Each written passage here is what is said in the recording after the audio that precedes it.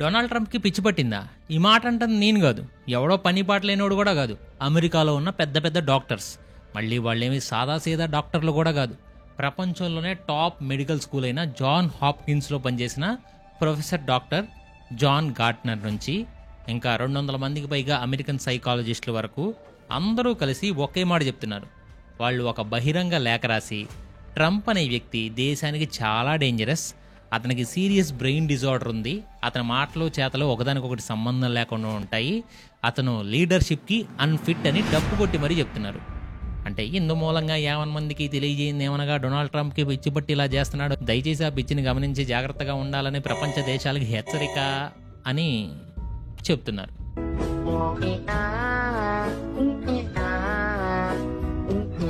ఇప్పుడు ఇలాంటి ఒక అన్స్టేబుల్ ప్రెసిడెంట్ తన చేతకంతనాన్ని, తన ఫెయిల్యూర్స్ని కప్పిపుచ్చుకోవడానికి ప్రపంచం ముందు ఒక కొత్త నిందేశాడు, ఒక పెద్ద డ్రామాకి తెరలేపాడు. ట్రంప్ యొక్క White House adviser Peter Navarro బ్లూమ్రాంగ్ టెలివిజన్లో కూర్చొని ప్రపంచంలో జరుగుతున్న అతిపెద్ద యుద్ధానికి, అదే రష్యా యుక్రెయిన్ యుద్ధానికి ఒక కొత్త పేరు పెట్టాడు, మోడీస్ వార్.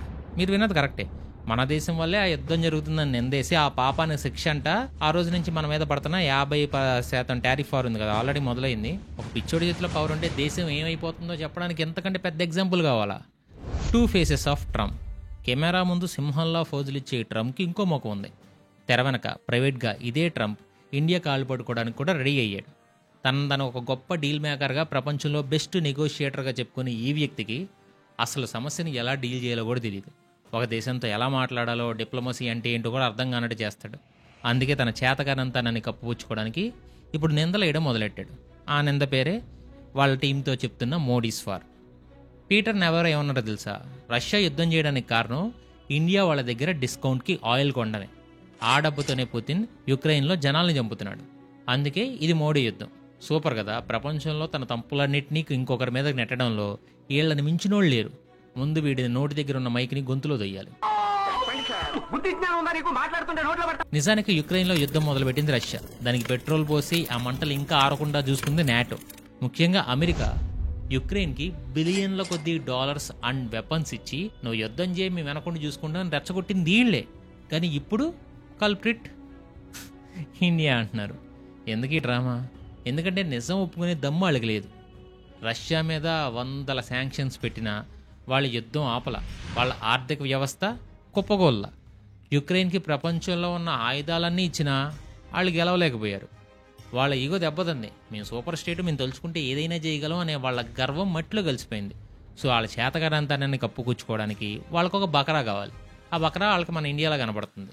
కానీ కాదు, ఈ మోడీస్ వార్ అనే పదాన్ని వాళ్ళు ఒక అస్త్రంగా వాడుతున్నారు. అమెరికన్ల ముందు ఇండియాని ఒక విలన్లా చూపించడానికి ట్రై చేస్తున్నారు.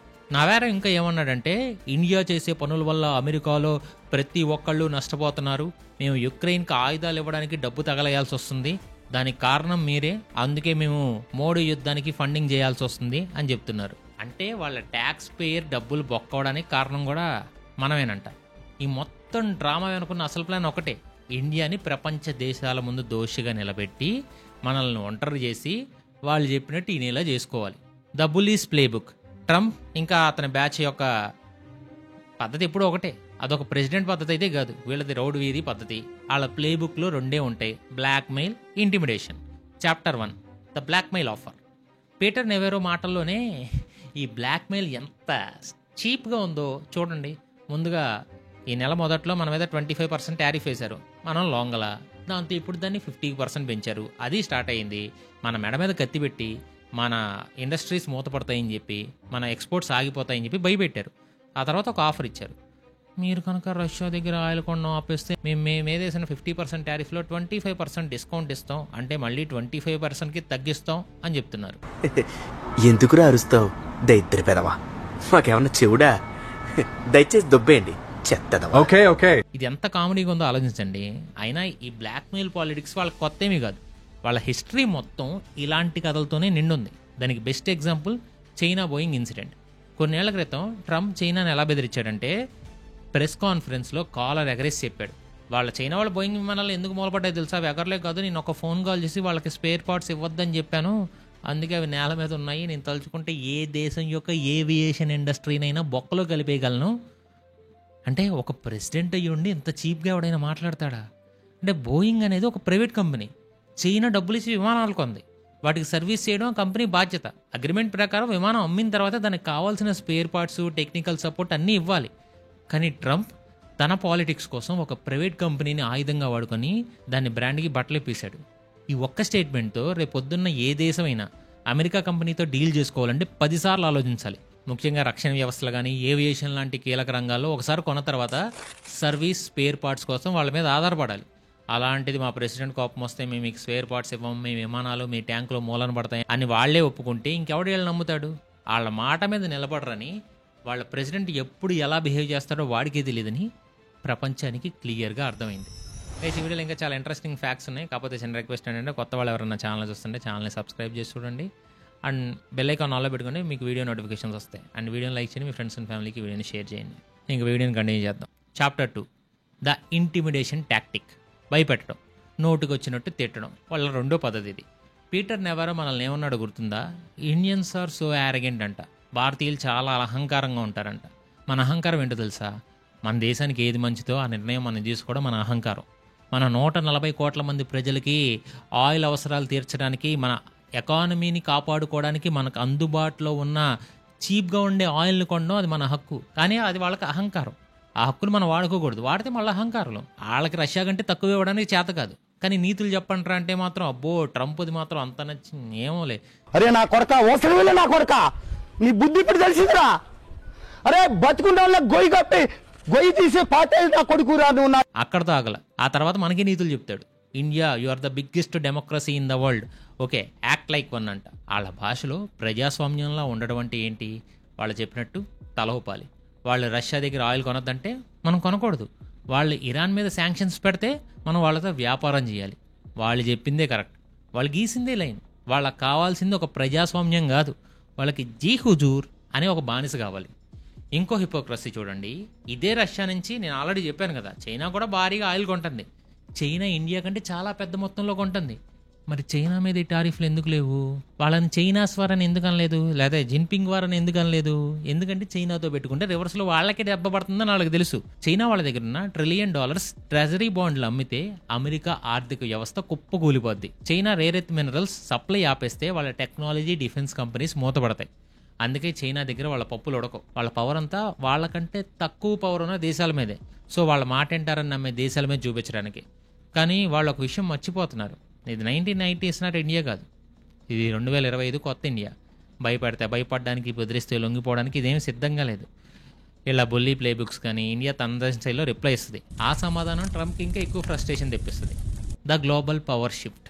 ట్రంప్ ఇంకా అతని బ్యాచ్ ఈ పిచ్చి ప్రవర్తన, ఈ బ్లాక్మెయిల్ పాలిటిక్స్ వరల్డ్ కంట్రీస్ కూడా ఒక విషయాన్ని క్లియర్గా చెప్పాయి. అమెరికా ఇకపై నమ్మదగిన ఫ్రెండ్ కాదు. ఒకప్పుడు ప్రపంచ పోలీస్గా పెద్దన్నగా ఫోజులు కొట్టిన అమెరికా ఇప్పుడు ఒక నమ్మకం లేని, ఎప్పుడు ఎలా ప్రవర్తిస్తుందో తెలియని ఒక డిక్టేటర్ కంట్రీగా మారిపోయింది. అందుకే ఒకప్పుడు ప్రతి సమస్యకి సొల్యూషన్ కోసం వాషింగ్టన్ వైపు చూసే ప్రపంచం ఇప్పుడు కొత్త కంట్రీస్ కోసం వెతుకుతుంది. అండ్ ఈ సెర్చ్ ఆపరేషన్లో వాళ్ళకి కనిపిస్తున్న అతిపెద్ద ఆశ ఇండియా. దీనికి best example Ukraine president Zelensky గుర్తుందా? యుద్ధం మొదలైనప్పుడు జెలెన్స్కీ అమెరికాను, నాటోని గుడ్డిగా నమ్మాడు. మీరే మమ్మల్ని కాపాడాలి, మీరే మాకు ఆయుధాలు ఇవ్వాలని అడిగాడు. వాళ్ళు ఇస్తామన్న ప్రతి తోపాకి తీసుకున్నాడు. వాళ్ళు చెప్పిన ప్రతి మాట విన్నాడు. అమెరికా కాంగ్రెస్లో నిలబడి స్పీచ్లు ఇచ్చాడు. కానీ యూజ్ ఏంటి? 2 ఏళ్లు గడిచి లక్షల మంది చనిపోయారు, దేశం నాశనమైంది. కానీ యుద్ధం ఆగల, శాంతి కూడా రాలేదు. అమెరికా కేవలం ఆయుధాలు అమ్మి వాళ్ళ ఇండస్ట్రీని నడుపుకుంటూ యుద్ధాన్ని ఇంకా మండేలా చేస్తుంది తప్ప దాన్ని ఆపడానికి నిజాయితీగా ట్రై చేయడం లేదని అతనికి అండ్ ప్రపంచానికి కూడా ఆలస్యంగా అర్థమైంది. అంటే చెప్పేవేమో కోహినూరు మాటలు, చేసేవి కోతి పనులు. అందుకే ఈ మధ్య జెలెన్స్కీకి అమెరికాను పక్కన పెట్టి డైరెక్ట్గా ఇండియా హెల్ప్ కోరాడు. ఆగస్టు 24 యుక్రెయిన్ ఇండిపెండెన్స్ డే నాడు ప్రధాని మోడీకి ఒక లెటర్ రాస్తా ఈ భయంకరమైన యుద్ధాన్ని ఆపడానికి, శాంతిని తీసుకురావడానికి ఇండియా హెల్ప్ మాకు కావాలని అడిగాడు. ఇది కేవలం జెలెన్స్కీ ఒక్కడి కథ కాదు, ప్రపంచవ్యాప్తంగా ఇదే ట్రెండ్ నడుస్తుంది.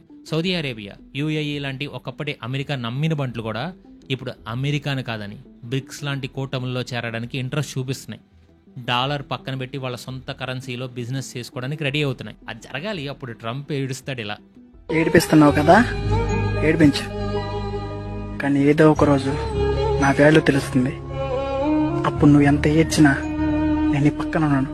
ఒకప్పుడు అమెరికాని హానెస్ట్ బ్రోకర్గా నమ్మిన ప్రపంచం ఇప్పుడు ముందు ట్రంప్ వల్లే వీటి అసలు రంగు తెలిసిన తర్వాత నిజమైన హానెస్ట్ బ్రోకర్ అయిన ఇండియా వైపు చూస్తుంది. ఎందుకంటే యుద్ధం మొదలైన మొదటి రోజు నుంచి ఇండియా ఒకే మాట మీద నిలబడింది, ఇది యుద్ధాలు చేసుకునే టైం కాదు, చర్చలతోనే సమస్యలు పరిష్కారం అవుతాయని. ఈ నిజాయితీ ప్రపంచానికి ఇండియా మీద నమ్మకాన్ని పెంచింది. The America nightmare, the grand climax. ఇప్పుడు మనం అసలు కథలోకి వద్దాం. ఈ మొత్తం గందరగోళానికి, ఈ పిచ్చి నిర్ణయాలకి, ఈ టారిఫ్ వార్లకి అసలు కారణం ఏంటి? ఇది ఇండియా మీద కోపమా, లేదా చైనా మీద పగ, లేక రష్యా మీద ద్వేషమా? అది కూడా కాదు. అసలు కారణం ఆ నిర్ణయాలు తీసుకుంటున్న వ్యక్తి యొక్క mind condition.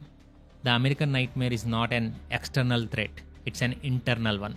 It sits in the Oval Office, the unfit captain. మనం మొదట చెప్పుకుంటున్నట్టు అమెరికాలో టాప్ డాక్టర్స్ ట్రంప్ హెల్త్ గురించి ఏమంటున్నారో గుర్తుందా? వాళ్ళు వాడిన పదం ఫ్రంటో టెంపోరల్ డిమెన్షియా. సింపుల్గా చెప్పాలంటే ఇది ఒక రకమైన brain disorder.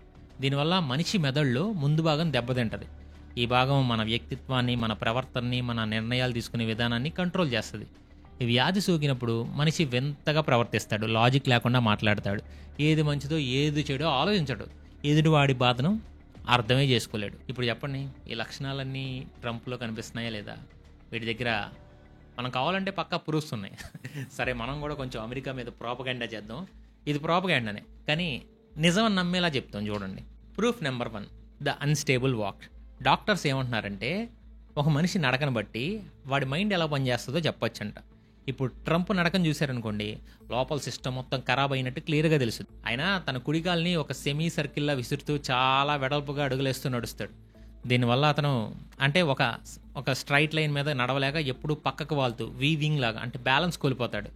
And Russian president పుతిన్ని కలిసినప్పుడు కూడా రెడ్ కార్పెట్ మీద నడుస్తున్న వీడియో చూస్తే ఈ విషయం మీకు క్లియర్గా అర్థమైంది. పుతిన్ ఒక స్ట్రైట్ లైన్లో బ్యాలెన్స్డ్గా నడుస్తున్నాడు, ట్రంప్ మాత్రం అటు ఇటు తొలుతో ఏదో తాగినోళ్ళ నడుస్తున్నాడు. డాక్టర్ జాన్ గార్ట్నర్ ఏమంటున్నారంటే తాగి బండి నడిపే వాళ్ళకి పెట్టే డ్రంక్ టెస్ట్లో ఒక గీత మీద నడవమంటే ట్రంప్ 100% ఫెయిల్ అవుతాడు. ఆయన నడకలోనే కాదు, ఆయన పాలనలో కూడా ఇదే ప్రాబ్లం. దేశాన్ని ముందుకు నడిపించాల్సిన ప్రెసిడెంట్ తాగి బండి నడిపే వాళ్ళ తోలుతూ అమెరికాని గోతులో పడేస్తున్నాడు. Proof number 2, the confused words. Trump మాటల్లోని గందరగోళానికి అయితే లెక్కే లేదు. ఒకసారి సౌత్ కొరియా అధ్యక్షుడితో మాట్లాడతా మధ్యలో సడన్గా చాలామంది నన్ను యూరప్ అధ్యక్షుడు అని పిలుస్తారు అని అన్నాడు. యూరప్కి అధ్యక్షుడు ఉండడు, అది ఒక కాంటినెంట్. అది చిన్న పిల్లోడు కూడా తెలుసు, అందులో చాలా దేశాలు ఉంటాయని కూడా అందరికీ తెలుసు, కానీ అది ట్రంప్కి తెలియదు. ఇంకోసారి దేశ ఎకానమీ అంటే ఆర్థిక వ్యవస్థ గురించి, చైనాతో ట్రేడ్ వార్ గురించి జరుగుతున్న ఒక సీరియస్ క్యాబినెట్ మీటింగ్లో మధ్యలో 15 నిమిషాల పాటు వైట్ హౌస్ కోట్లకి ఎలాంటి రంగులు వేయాలి, అంటే ఎలాంటి డెకరేషన్ చేయాలి, ఎలాంటి ఫర్నిచర్ కొనాలి, ఇలా మాట్లాడాడు. దేశం తగలడిపోతుంటే ఆయనకి డెకరేషన్ ముఖ్యం అనమాట. ఇది ఆయన బ్రెయిన్కి ఒక విషయం మీద ఫోకస్ చేయలేకపోతుందని, లాజిక్గా ఆలోచించలేకపోతుందని చెప్పడానికి ఎందుకంటే పెద్ద ఎగ్జాంపుల్ అక్కర్లేదు. Proof 3, the ultimate self goal. ఒక నాయకుడి పతనం ఎప్పుడు మొదలయ్యిద్దంటే అతను తన సొంత జనాలనే మోసం చేసినప్పుడు. ట్రంప్ ఇప్పుడు అదే చేస్తున్నాడు. ట్రంప్ పాలిటిక్స్లోకి వచ్చింది మేక్ అమెరికా గ్రేట్ అగైన్, మాగా అనే స్లోగన్తో. అతనికి అతిపెద్ద ప్రామిస్ ఆ వలస అంటే వచ్చేవాళ్ళని ఆపడం. అతనికి గుడ్డిగా నమ్మిన ఫ్యాన్స్ చైనాని బాగా ద్వేషిస్తారు. చైనా అమెరికాను దోచుకుంటుంది, వాళ్ళని నాశనం చేయాలని ట్రంప్ తన ర్యాలీలో వేల సార్లు చెప్పాడు. కానీ ఈ మధ్య ట్రంప్ ఏం చేశాడు తెలుసా? చైనాపై 200% టారిఫ్ విధిస్తానని ఒకవైపు బెదిరిస్తానే రీసెంట్గా చైనా అధ్యక్షుడు జిన్పింగ్ నన్ను కలవమన్నాడు, త్వరలోనే చైనా వెళ్తానని అంటున్నాడు. అంతటితో ఆగల, సడన్గా రీసెంట్గా మళ్ళానే 6 లక్షల మంది చైనా స్టూడెంట్స్ అమెరికాలో చదువుకోవడానికి రండి, మీరు రాకపోతే అసలు అమెరికా బాగుపడదన్నట్టు చెప్పాడు. సో ఈ దెబ్బతో అతని సొంత మాగా ఫ్యాన్సే పిచ్చి బుద్ధులు తిడుతున్నారు. అతన్ని నమ్మిన బంటు లారా లోమర్ ఇది మాకు చేసిన ద్రోహం, 6 లక్షల మంది చైనీస్ స్పైస్ని దేశంలోకి తెస్తున్నాడని ట్వీట్ చేసింది. ఇంకో సపోర్టర్ మార్జరీ టేలర్ గ్రీన్ ఏమో అమెరికా స్టూడెంట్స్ని పక్కన పెట్టి చైనా వాళ్ళకి సీట్లు ఇస్తారా, ఏ మోహం పెట్టుకుని మమ్మల్ని ఓట్లు అడుగుతామని ఫైర్ అయింది. ఒకప్పుడు చైనాను నాశనం చేస్తా అని చెప్పి ఓట్లు వేయించుకున్న ట్రంప్ ఇప్పుడు అదే చైనాకు రెడ్ కార్పెట్ పరుస్తున్నాడు. సో ఇది చూసి వాడి సొంత ఫ్యాన్సే వీడు మమ్మల్ని మోసం చేశాడని మొహం మీద ఉమ్మేస్తున్నారు. ఒక లీడర్ తన ఓటమిని తనే కొని తెచ్చుకోవడానికి ఎంతకంటే పెద్ద ఎగ్జాంపుల్ ఏం కావాలి? ఇది అమెరికాస్ సెల్ఫ్ డిస్ట్రక్షన్కి ఇంతకంటే పెద్ద ప్రూఫ్ ఏం కావాలి? ఇలా మేము కూడా ప్రాపగండా చేయొచ్చు, కానీ ఇవన్నీ నిజాలే. అంటే డాక్టర్ చెప్పింది నిజమే, మనోడు మాట్లాడింది నిజమే. సో మెంటలోడ్ అని చెప్పడానికి ప్రూఫ్ చేయొచ్చు, ఏమో నిజం కూడా అవ్వచ్చు. But propaganda. The comedic finale, radioactive shrimps, రొయ్యలు. తన సొంత ఎకానమీని, తన సొంత ఫ్యాన్స్ని కాపాడుకోలేని ట్రంప్ ఇప్పుడు అమెరికాకు ఒక కొత్త నేషనల్ సెక్యూరిటీ థ్రెట్ నుంచి కాపాడడానికి రెడీ అయ్యాడు. ఇప్పుడు ఆ కొత్త శత్రువు చైనా కాదు, రష్యా కూడా కాదు, ఉత్తర కొరియా కూడా కాదు. ఆ శత్రువు మన ఇండియన్ రొయ్యలతోనే గొడవ. కరెక్ట్గానే అన్నారు. అమెరికాలో అంట రాబర్ట్ ఎఫ్ కెనడీ జూనియర్ లాంటి వాళ్ళు ఒక కొత్త ప్రచారం స్టార్ట్ చేశారు. ఇండియా నుంచి వస్తున్న రొయ్యల్లో రేడియో యాక్టివ్ ఎలిమెంట్స్ ఉన్నాయంట. అవి అమెరికన్ ఆరోగ్యానికి చాలా ప్రమాదకరం అని బాధపడుతున్నట్టు నటిస్తున్నారు. సారీ బాధపడుతున్నారు, ఫ్లోలో నిజం చెప్పొచ్చేసింది. సో కాలిఫోర్నియాలో కొన్ని ప్యాకెట్స్ని రీకాల్ చేశారు. సో ఇండియన్ స్ట్రీమ్స్లో cesium-137 అనే ఒక రేడియో యాక్టివ్ కెమికల్ ఉందంట. ఇది క్యాన్సర్కి కారణం అయ్యిద్దంట. సో పెద్ద స్టేట్మెంట్లే ఇచ్చాడు. సో ఇది ఎందుకో తెలుసా? మన రొయ్యల ఎక్స్పోర్ట్స్ని దెబ్బతీయడానికి, వాళ్ళ లోకల్ ఫిషర్మెన్ని కాపాడుకోవడానికి చేస్తున్న ఒక చీప్ ట్రిక్. నిజమైన యుద్ధంలో గెలవలేక ఆర్థిక యుద్ధంలో ఏమో ఓడిపోతున్నామని తెలిసి ఇప్పుడు ఇలాంటి ఫాల్స్ ప్రాపగాండా ఫుడ్ మీద యుద్ధం మొదలెట్టారు. సో చివరిగా మనకేమర్థమైంది? ఒకప్పుడు ప్రపంచాన్ని శాసించిన అమెరికా ఇప్పుడు ట్రంప్ పుణ్యమాని రొయ్యలతో యుద్ధం చేస్తుంది. అండ్ ఈ ఆటలో అమెరికా ఓడిపోవడానికి భారతదేశం అవసరం కూడా లేదు. ట్రంప్ అనే ఒక అన్స్టేబుల్ కెప్టెన్ చాలు. చివరిగా ఒక మోటివేషన్ స్పీచ్తో ముగిద్దాం. ఏ రాయితో అయితే నిన్ను కొట్టారో ఆ రాయితో నేను విల్లు కట్టుకో. మా నాలెడ్జ్ వర్త్ అనిపిస్తే కొత్త వాళ్ళు తప్పకుండా ఛానల్ని సబ్స్క్రైబ్ చేసుకొని బెల్ ఐకాన్ ఆన్లో పెట్టుకోండి. వీడియో లైక్ చేయండి. మోటివేషన్ ఎలా ఉందో కామెంట్ చేయండి. బెల్ ఐకాన్ పెట్టుకుంటే వీడియో పెట్టగానే నోటిఫికేషన్స్ మీ దాకా వస్తాయి. అండ్ ఈ వీడియో చివరి వరకు చూస్తున్న ప్రతి ఒక్కరికి లవ్ యూ సో మచ్. ఎప్పటికీ